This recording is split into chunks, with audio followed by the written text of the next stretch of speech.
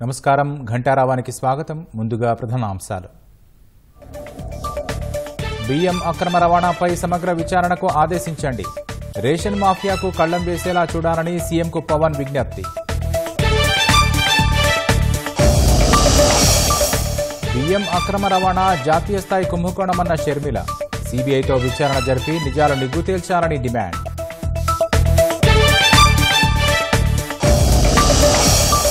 విభజన అంశాలపై తెలుగు రాష్ట్రాల మధ్య తేలని పంచాయతీ. 9-10 షెడ్యూల్లోని ఆస్తుల పంపకాలపై కొలికిరాని చర్చలు.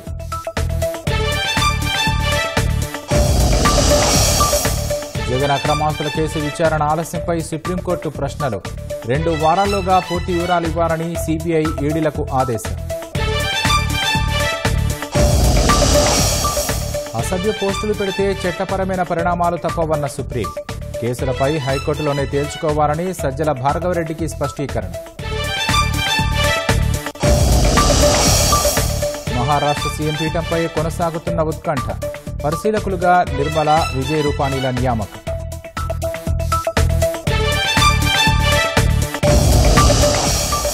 చలో ఢిల్లీపై వెనక్కి తగ్గిన పంజాబ్ రైతులు. దళిత ప్రేరణ స్థల్ను ఖాళీ చేసేందుకు అంగీకారం.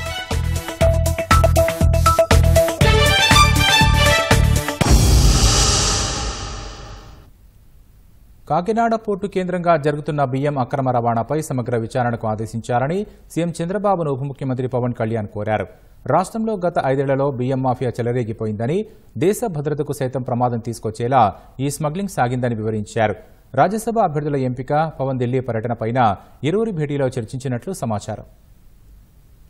ఉండవల్లిలోని నివాసంలో ముఖ్యమంత్రి చంద్రబాబుతో ఉప ముఖ్యమంత్రి పవన్ కళ్యాణ్ సుమారు 2 గంటల పాటు భేటీ అయ్యారు. కాకినాడ అడ్డాగా విదేశాలకు బియ్యం అక్రమ రవాణా అంశంపై వీరిద్దరూ ప్రధానంగా చర్చించారు. గత వైసీపీ పాలనలో రాష్ట్రంలో బియ్యం మాఫియా చెలరేగిన విధానాన్ని చంద్రబాబుకు వివరించిన పవన్ చిత్తూరు నుంచి శ్రీకాకుళం వరకు ఒక పెద్ద నెట్వర్క్ ఏర్పాటు చేసి కోట్ల రూపాయల ప్రజాధనాన్ని కొల్లగొడుతున్నారని చెప్పారు. కాకినాడ సీపోర్టు యాజమాన్యాన్ని అరబిందో కోసం బెదిరించి 41.12% వాటా రాయించుకున్న అంశాన్ని చంద్రబాబు దృష్టికి తీసుకెళ్లారు. గత 3 ఏళ్లలో ఒక్క కాకినాడ పోర్టు నుంచే 48,537 కోట్ల విలువ చేసే బియ్యం ఎగుమతి కావడం రేషన్ మాఫియా విపరీత ధోరణికి నిదర్శనంగా పేర్కొన్నారు. గత 5 ఏళ్లలో కాకినాడ పోర్టులోకి ఎవరినీ అనుమతించలేదని, తన పర్యటన సమయంలోనూ ఇబ్బందులు ఎదురయ్యాయని తెలిపారు. ఇప్పటికీ కొందరు అధికారుల తీరు సరిగా లేదని పేర్కొన్నట్లు సమాచారం. ఆఫ్రికా దేశాలకు బియ్యం ఎగుమతులు చేసి కోట్లు కూడబెడుతున్నారని, రాష్ట్రంలో ఏ పోర్టులో జరగని విధంగా కాకినాడ పోర్టులోనే గత ప్రభుత్వ హయాంలో బియ్యం ఎగుమతి జరిగిందని, సమగ్ర విచారణ ద్వారా వాస్తవాలు బయటికి తీసుకురావాల్సి ఉందని పవన్ అభిప్రాయపడినట్లు సమాచారం. రేషన్ మాఫియాకు కళ్లెం వేసే దిశగా కఠిన నిర్ణయాలు తీసుకోవాలని విజ్ఞప్తి చేశారు.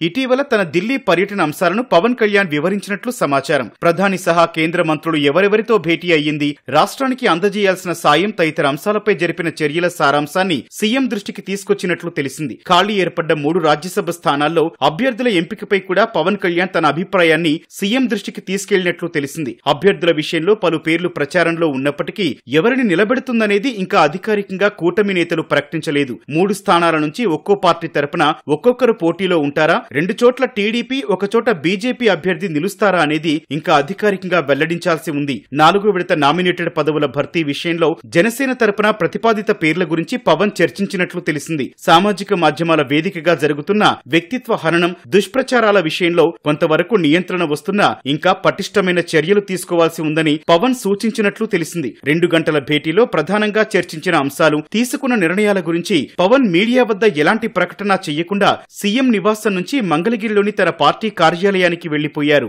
ఇటీవల చంద్రబాబు సోదరుడు రామ్మూర్తి నాయుడు చనిపోయిన నేపథ్యంలో ఈ భేటీలో పవన్ సంతాపం తెలిపారు. రాష్ట్రంలో పీడీఎస్ రైస్ విదేశాలకు తరలించడం పెద్ద మాఫియాని ఏపీ కాంగ్రెస్ అధ్యక్షురాలు వైఎస్ షర్మిల ఆరోపించారు. ఇదో జాతీయ స్థాయి కుంభకోణమన్నారు. పేదల పొట్టకొట్టి 48,000 కోట్ల రూపాయల ప్రజల డబ్బును పందికొక్కుల్లా తినేసిన దోపిడీ అని విమర్శించారు. తిలా పాపం తలాపిడికడు అన్నట్లు రేషన్ బియ్యం స్మగ్లింగ్ వెనుక ప్రజాప్రతినిధుల ప్రమేయం ఉందని ఆరోపించారు. కింద నుంచి ఉన్నత స్థాయి వరకు కొంతమంది అవినీతి అధికారుల పాత్ర ఉందని అన్నారు. ఎవరికి దక్కాల్సిన వాటా వాళ్లకు చేరుతుండటంతో నిఘా వ్యవస్థ పూర్తిగా కళ్లు మూసుకుందన్నారు. పేదలకు దక్కాల్సిన రేషన్ బియ్యం అక్రమంగా పోర్టు దాకా ఎలా చేరుతుందన్న ఆమె 3 ఏళ్లలో 2 కోట్ల టన్నుల రేషన్ బియ్యాన్ని ఎలా సేకరించారని ప్రశ్నించారు. దీని వెనుకున్న బియ్యం దొంగలెవరు, 48,000 కోట్లు తిన్నది ఎవరని ప్రశ్నించారు. అప్పటి ప్రభుత్వ పెద్దలకు బియ్యం మాఫియాతో సంబంధాలు ఉన్నాయా అని అనుమానం వ్యక్తం చేశారు. పీడీఎస్ బియ్యం అక్రమ రవాణాపై రాష్ట్ర ప్రభుత్వం ప్రత్యేక దర్యాప్తు కమిటీ వేయాలని లేదా కేంద్ర దర్యాప్తు సంస్థతో విచారణ జరిపించాలని షర్మిల డిమాండ్ చేశారు. జగన్ అక్రమాస్తుల కేసుల పూర్తి వివరాలు అందించాలంటూ సుప్రీంకోర్టు కీలక ఆదేశాలు జారీ చేసింది. కింది కోర్టులో ఉన్న డిశ్చార్జ్ పిటిషన్ల వివరాలు, సీబీఐ, ఈడీ కేసుల వివరాలు విడివిడిగా చార్టు రూపంలో అందించాలని ధర్మాసనం స్పష్టం చేసింది. జగన్ అక్రమాస్తుల కేసుల పూర్తి వివరాలు అందించాలని సీబీఐ, ఈడీలను సుప్రీంకోర్టు ఆదేశించింది. కింది కోర్టులో ఉన్న డిశ్చార్జ్ పిటిషన్ల వివరాలు, తెలంగాణ హైకోర్టులో ఉన్న పెండింగ్ అప్లికేషన్ల వివరాలు అందించాలని ధర్మాసనం సూచించింది. సీబీఐ, ఈడీ కేసుల వివరాలు విడివిడిగా చార్టు రూపంలో అందించాలని స్పష్టం చేసింది. అన్ని వివరాలతో అఫిడవిట్లు 2 వారాల్లో దాఖలు చేయాలని ఆదేశించింది.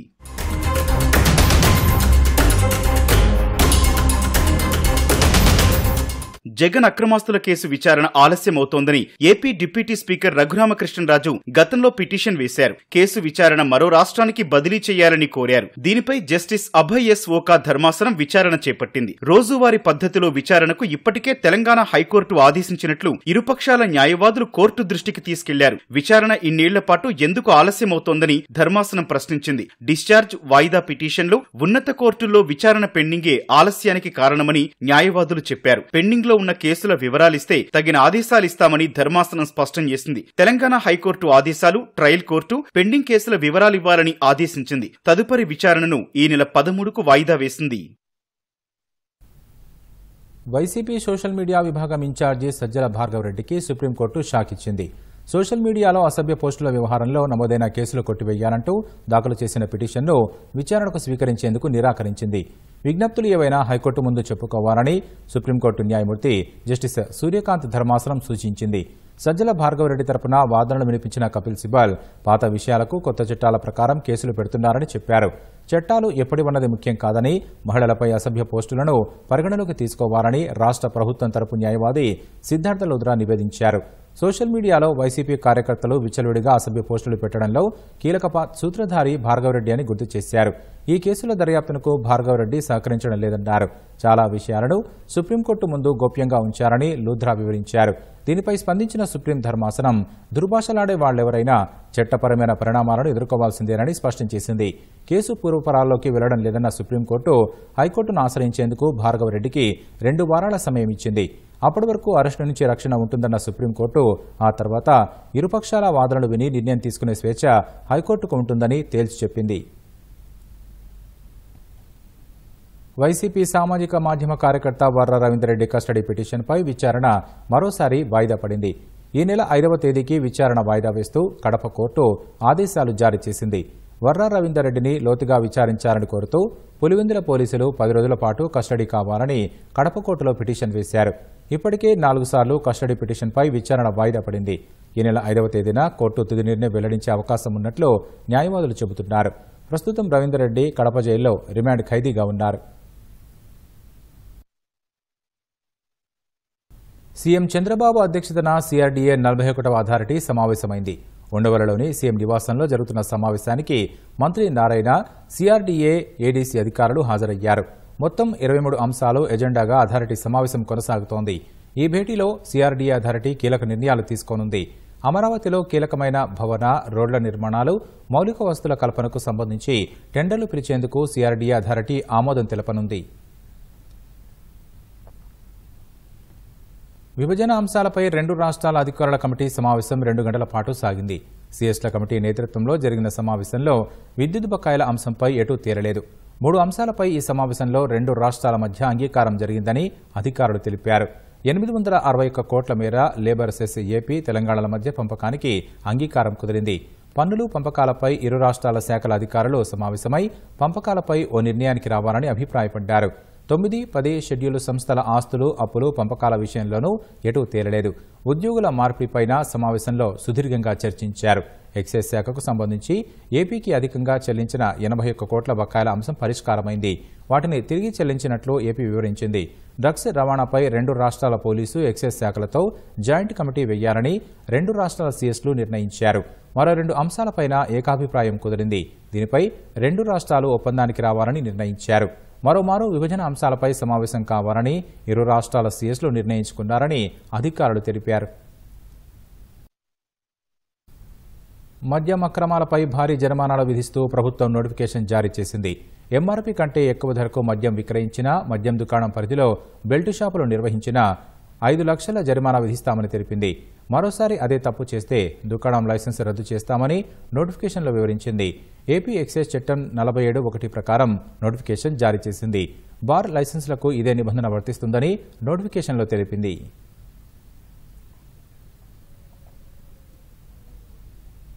అప్పు చెల్లించకుండా YCP MP Avinash Reddy, YS Madhu పేరు చెప్పి బెదిరిస్తున్నారని సత్యసాయి జిల్లా తూపల్లికి చెందిన అమ్మాజీ మంత్రి లోకేష్ను కలిసి ఫిర్యాదు చేశారు. ప్రకాశం జిల్లా మార్కాపురం మండలం దరిమడుగులో పేద రైతులకు చెందిన 13.70 ఎకరాలను ఆక్రమించి మాజీ మంత్రి ఆదిమూలపు సురేష్, అతని సోదరుడు ఆదిమూలపు సతీష్ ఇంజనీరింగ్ కాలేజీ నిర్మించారని బాధితులు ఆరోపించారు. విచారించి తగిన న్యాయం చేయాలని కోరారు. గ్రామీణ ఉపాధి హామీ పథకం కింద అవుట్సోర్సింగ్ విధానంలో పనిచేస్తున్న 1800 మందికి వేతనాల పెంపుతో పాటు సర్వీస్తో కూడిన ఎఫ్టీఈ వర్తింపజేయాలని జేఏసీ ప్రతినిధులు విజ్ఞప్తి చేశారు. మంత్రి లోకేష్ నిర్వహించిన ప్రజా దర్బార్కు పెద్ద ఎత్తున జనం తరలివచ్చారు. ఉండవరలోని నివాసంలో మంత్రి లోకేష్ను స్వయంగా కలిసి తమ సమస్యలు విన్నవించారు. ప్రతి ఒక్కరి విజ్ఞప్తిని పరిశీలించిన మంత్రి అండగా ఉంటామని భరోసా ఇచ్చారు. మార్కాపురం తాలూకు దరిమడు గ్రామంలోని మాది 3 ఎకరాల భూమిని సామెల్ జార్జీ కొడుకులు సతీష్, సురేష్ అనే వాళ్ళు ఏం చేశారంటే అధికారంలో ఉన్నారు కాబట్టి చుట్టూరు ఇవన్నీ కట్టుకొని ఆక్రమించుకున్నారు.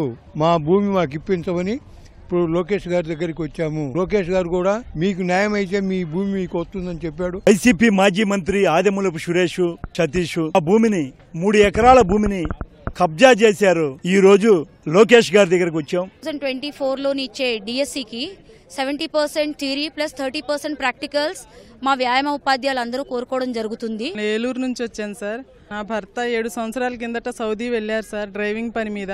4 సంవత్సరాల కిందట చిన్న యాక్సిడెంట్ జరిగింది సార్. మనుషులకి ఏం అవ్వలేదు సార్. కార్ నిమిత్తం 7 లక్షలు అడుగుతున్నారు సార్. అక్కడ ఓనర్ కపిల్ అనే అతను 7 లక్షలు నాకు కట్టాల్సిందే అని చెప్పేసి అతను డిమాండ్ చేస్తున్నాడు సార్. 4 సంవత్సరాల నుంచి ఎంత ప్రయత్నించినా అతను ఆ కేసు ఉండటం వల్ల రాలేకపోతున్నారు సార్. సార్ ఫేస్బుక్ లో వాటిల్లో చూసి సార్ పిలిపిస్తున్నారని ఇక్కడికి వచ్చాను సార్. దేవుడి దయ వల్ల ఇవాళ కలిశాను. సార్ ఏమో నేను ఇమ్మీడియట్ గా యాక్షన్ తీసుకుంటానమ్మా, చిన్న పిల్లలు ఉన్నారు, నువ్వేం భయపడొద్దు, మేము యాక్షన్ తీసుకుంటాము, మేము పిలిపిస్తాము అని చెప్పి నాకు మాట ఇచ్చారు సార్. వైఎస్ఆర్ జిల్లా ఎర్రగుంట్ల మండలం రాయలసీమ థర్మల్ పవర్ ప్రాజెక్టు వద్ద పోలీసులు ఉదయం నుంచి బందోబస్తు నిర్వహించారు. ఫ్లై యాష్ తరలింపుల్లో నేతల మధ్య వివాదం కారణంగా 3 రోజులుగా నిలిపివేసిన సరఫరా నేడు ప్రారంభించారు. జేసీ ప్రభాకర్ రెడ్డి కాంట్రాక్టులో సగభాగం ఇవ్వాలంటూ స్థానికులు పట్టుబడుతున్నారు. జేసీ ప్రభాకర్ రెడ్డికి సంబంధించిన 6 లారీలను స్థానిక లోడింగ్ మిషనరీ ఓనర్లు గేటు బయట నిలిపేశారు. గతంలో లోడ్ చేసిన నగదు చెల్లించాలని స్థానిక లోడింగ్ మిషనరీ ఓనర్లు సంజీవరెడ్డి, జవహర్ రెడ్డి డిమాండ్ చేశారు.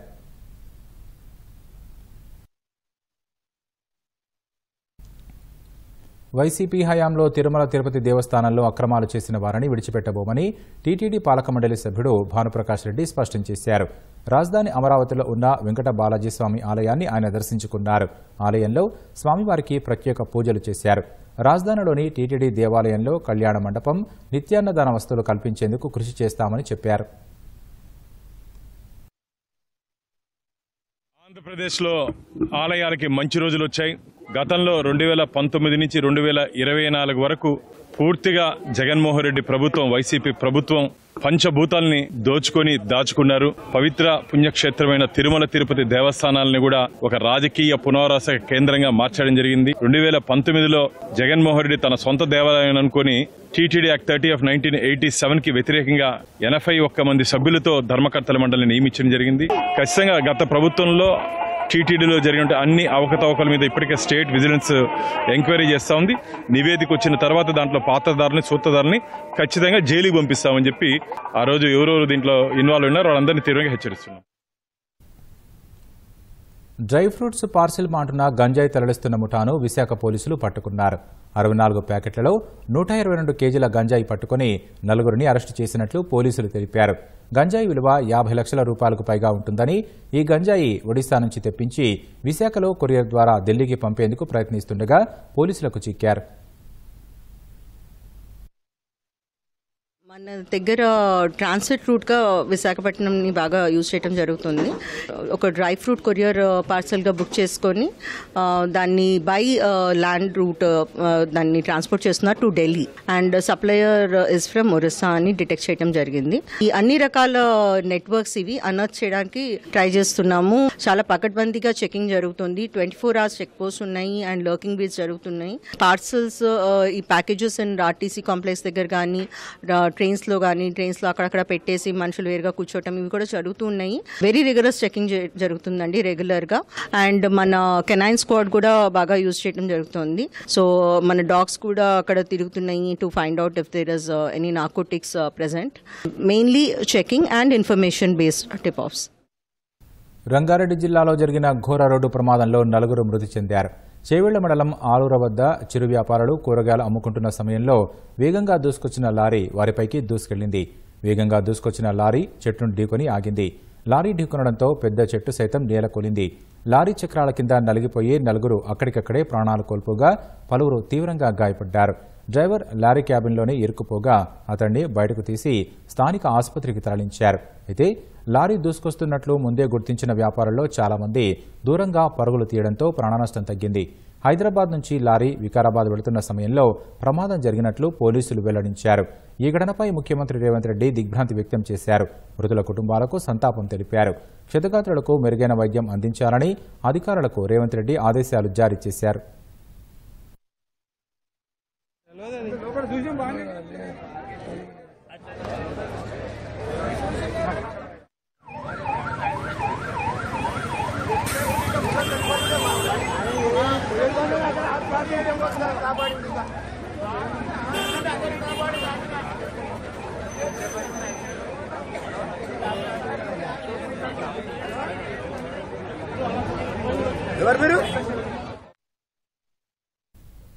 కన్నడ నటి శోభిత మృతదేహాన్ని బెంగళూరుకు తరలించారు. ఉస్మానియా ఆసుపత్రిలో శవ పంచనామా అనంతరం కర్ణాటక నుంచి వచ్చిన ఆమె బంధువులకు మృతదేహాన్ని అప్పగించారు. శోభిత ఆత్మహత్య కేసులో దర్యాప్తు ముమ్మరం చేసిన పోలీసులు భార్యాభర్తల మధ్య ఎలాంటి విభేదాలు లేవని ప్రాథమికంగా గుర్తించారు.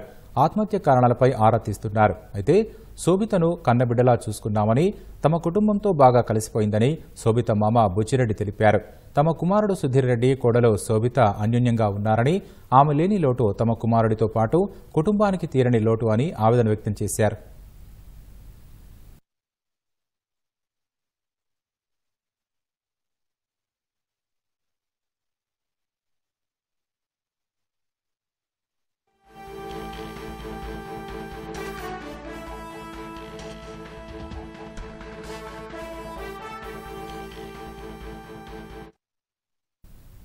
మంత్రి నారాయణ మీడియాతో మాట్లాడుతున్నారు. ప్రత్యక్ష ప్రసారం ద్వారా చూద్దాం.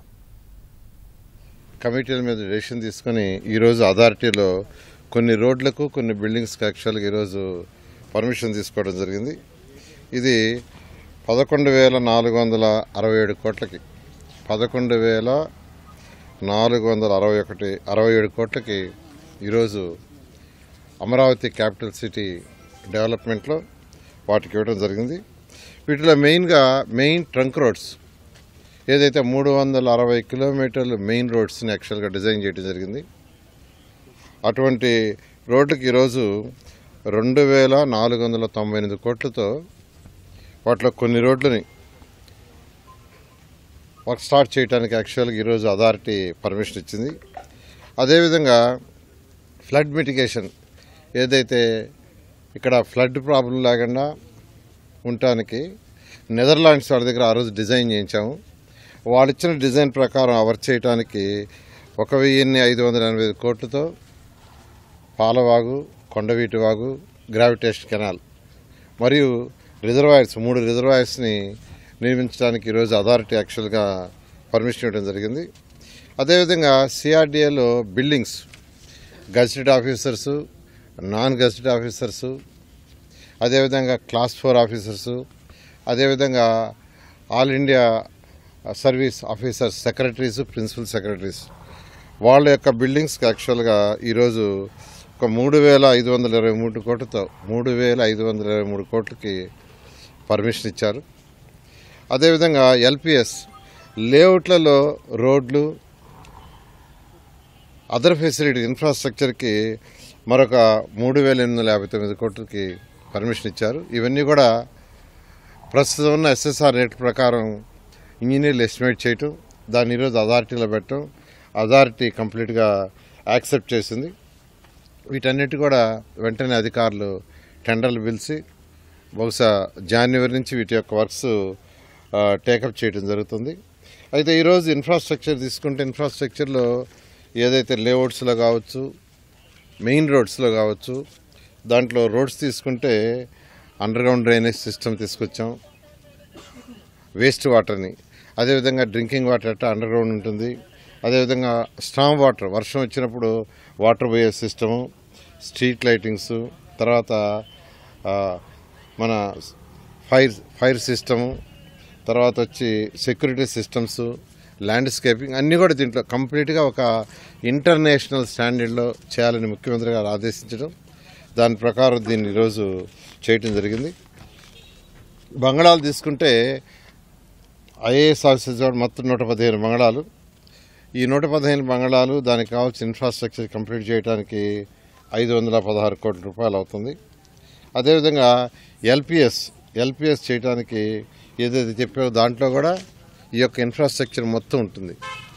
ఈ విధంగా ఇది ఫేజ్ 1లో ఈరోజు పర్మిషన్ తీసుకోవడం జరిగింది. మరొక వారంలో మిగతా రోడ్లు కూడా ఎస్టిమేషన్ వేస్తారు, వాటికి కూడా చేయడం జరుగుతుంది. అదేవిధంగా ఐకానిక్ టవర్స్ 5 ఉన్నాయి అడ్మినిస్ట్రేటివ్. అదేవిధంగా అసెంబ్లీ అండ్ హైకోర్టు వీటికి కూడా యాక్చువల్గా టెండర్లు అయినాయి డిజైన్ చేసే వాళ్ళకి. వాళ్ళు కూడా బహుశా ఈ యొక్క డిసెంబర్ 15 లోపల వాటి యొక్క డిజైన్స్ని సంబంధించిన ఎస్టిమేషన్స్ ఇస్తామన్నారు. అది కూడా ఇవ్వగానే వాటిని కూడా అథారిటీ మీటింగ్లో ఈ నెలాఖరు లోపల అంటే డిసెంబర్ నెలాఖరు లోపల పెట్టి వాటిని కూడా అప్రూవ్ చేసి టెండర్ పిలవటం జరుగుతుంది. ఈ విధంగా అమరావతి రాజధాని ఏదైతే గత ప్రభుత్వం నిర్విరామం చేసిందో దాన్ని మళ్ళా అంటే ఆ రోజు రైతులు 2015 జనవరి 1 ఒక చిన్న నోటిఫికేషన్ ఇస్తే ల్యాండ్ పుల్లింగ్కి కేవలం 58 రోజుల్లో అంటే 2015 ఫిబ్రవరి 28 అర్ధరాత్రికి 34,000 ఎకరాలని మా ముఖ్యమంత్రి గారి మీద నమ్మకంతో ఇచ్చారు.